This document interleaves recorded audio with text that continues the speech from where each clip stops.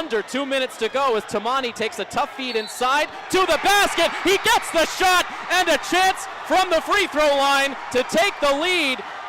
Zach Tamani with a clutch bucket to tie this game at 63. For a program that has been steadily building over the last 3 seasons, last year's epic come-from-behind victory for the boys basketball team in the opening round of the playoffs provided a feeling of validation to the players as well as their head coach. You know, when you look back at that Marlboro game, I hope I don't say this forever, but that's clearly the best game I've ever been a part of as a coach. But you know, to have that execution where we were down, I mean, it was 60-48 with 5.5 to go. Came back, grinded it out, got a couple key fouls, got a couple key baskets, and we were able to tie it up. And then, I mean, KAYDEN kind of did his thing in overtime to kind of win the game after Chris Doherty fouled out. So, look to build on that. It's definitely some momentum. Definitely the best win in the last 3 years, maybe even a little bit longer. But got to take that momentum into this season. Well, it showed us that we could win, especially against the kid. He just committed to Notre Dame, and we beat him, and we beat his team. And it just showed us what we could do and what we really could be. And we have like 4 or 5 kids coming back from that team. It was awesome. Probably the best experience I've had playing high school basketball was that game. Leadership will once again be a core strength for the Hawks, with second-year captain KAYDEN KELLEY anchoring an impressive quintet of on-court leaders. I've been going back and forth on the captains when our season ended, and we kind of just settled on let's kind of go all in with all 5 of them. You know, and KAYDEN KELLEY, Shane Koskett, Zach Tomorrow, Joey DeMarco, and Brendan White, who's our junior captain. The rest are obviously all seniors. But, you know, all of them are going to play. All of them are going to play roles. And I think their leadership is kind of unquestioned. Some lead by example. Some lead on the defensive end. Some lead on the offensive end. I mean, it's a good mix and match. And I'm glad after, spending some of the offseason thinking about how we want to take a next step forward with our leadership. Going with all 5 of them has already paid off. We had a fantastic offseason thanks to them. And we've been off to a good start over the first week and a half practice-wise. I mean, they're all leaders in their own way. I mean, they're fantastic kids. They're definitely going to take this program to the next level this year. We all lead by example. We got a lot of seniors on this team, so we have a lot of leadership all around, and also a few other younger kids who've been on the team for 2 years now. I mean, everyone knows. We all know the deal. We're all going to work every day at practice, working hard. We're all vocal with each other. Our practices, if you ever watch it, it's loud. It's really rowdy, but we're all kind of doing the same thing. It's not just like 5 captains, it's almost like there's like 7 or 8 of them. Last year being the junior captain, I didn't feel as much like responsibility as the older kids because 1, obviously I'm younger, and 2, I just didn't have as much experience. But now coming into the season, I know what I'm doing and I'm ready. I try to lead more by example than just like yelling at people. I try to just work my hardest always so that people see, oh, he's a captain, he always works his hardest. So maybe if I want to get to that point, I have to work my hardest too. Having previous captains like Tamani, looking up to him and everything, and now it's just like my turn, and it's just going to be a fun year, and I'm really excited to be a captain and everything. We all have like our own different styles that we can each bring. I'm kind of like set the tone, kind of loud, get out there, get in your face kind of guy. You have KAYDEN, who kind of leads by example. He's been running the show for 4 years here.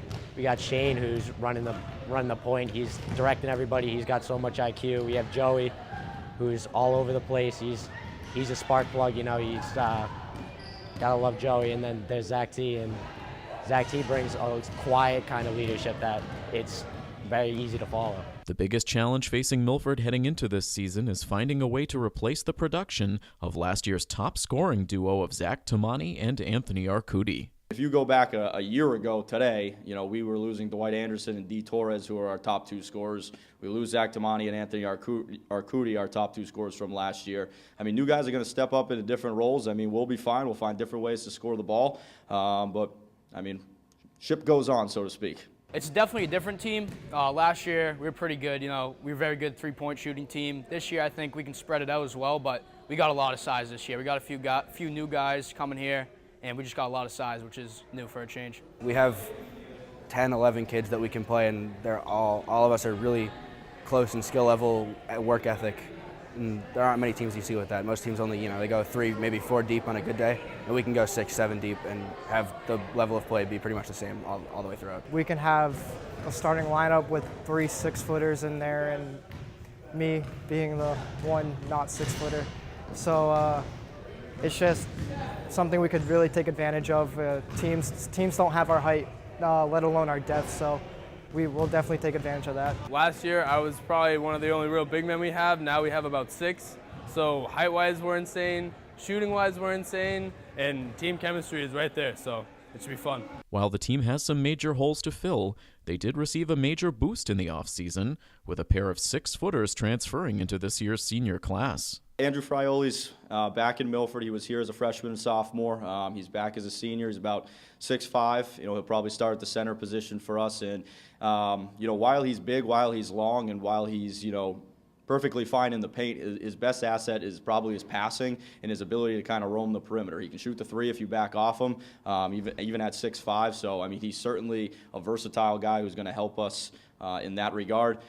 Joey Everett is another big body that we have into the frame. He's 6'3". He's a big football guy, obviously, that Milford had this past fall. But Joey comes in here, brings versatility, athleticism, another guy who can step out and shoot the 3, but also another guy who's big enough to kind of bang down low with some of the other bigs in the league. Immediately, as soon as he joined the football team, there was like this new energy we had. He was dancing around practice, singing. First game, he was here, he started screaming and then just intimidated the other team. So it's the energy factor he brings. We have great chemistry already.